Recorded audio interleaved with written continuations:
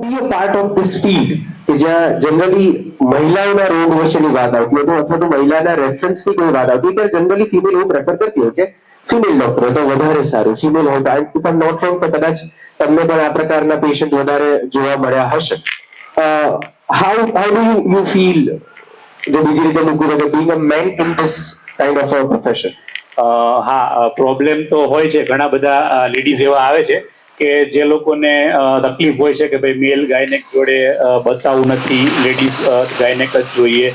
પણ એવું કશું રાખવાની જરૂર હોતી નથી, કારણ કે જે બી મેલ ગાયનેક હોય કે ફિમેલ ગાયનેક હોય, બધા જ્યારે એક ખુરશી પર બેસે અને પેશન્ટ સેન્ટ્રિક કામ કરતા હોય ત્યારે એ લોકોના મગજમાં એવું કશું હોતું નથી કે ભાઈ આ લેડીઝ છે કે આ જેન્ટ્સ છે, બરાબર. એટલે કોઈ પણ પ્રશ્ન હોય, કોઈ પણ તકલીફ હોય તો તમે મેલ ગાયનેકને બી તમે બતાવી શકો છો. એમાં કોઈ એવું નાનપ રાખવાની જરૂર નથી.